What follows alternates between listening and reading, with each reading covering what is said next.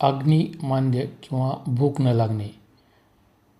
ज्याची कफ दृष्टी असते त्याला भूक न लागण्याची जास्त सवय असते. अशामध्ये मळमळ होणे, तोंडाला पाणी सुटणे, डोळ्यावर झापणे, डोके जड होणे, लघवी जास्त होणे, आळस येणे, जीभ बुळबुळत होणे, गोड किंवा खारट चव अशा प्रकारची लक्षणे दिसून येतात.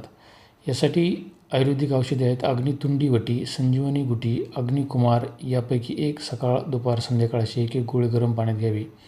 किंवा दुसरं जे औषध आहे हिंगाष्टक चूर्ण, ते अर्धा चमचा तुपात जेवणापूर्वी घ्यावे. किंवा तिसरं जे औषध आहे ते वणीवटी, लोणभस्कर चूर्ण, क्षुद्धावटी, हुताशनी रस हे द्यावेत. त्यामुळं आपल्याला भूक न लागणे याचा जो त्रास आहे तो त्रास लवकरात लवकर कमी होईल. वरील औषधे व्यवस्थितपणे आणि वेळच्या वेळी घेतली तर भूक न लागणे या आजारापासून आपल्याला निश्चितच मुक्ती मिळू शकते. त्यामुळं अग्निमांद्य किंवा भूक न लागणे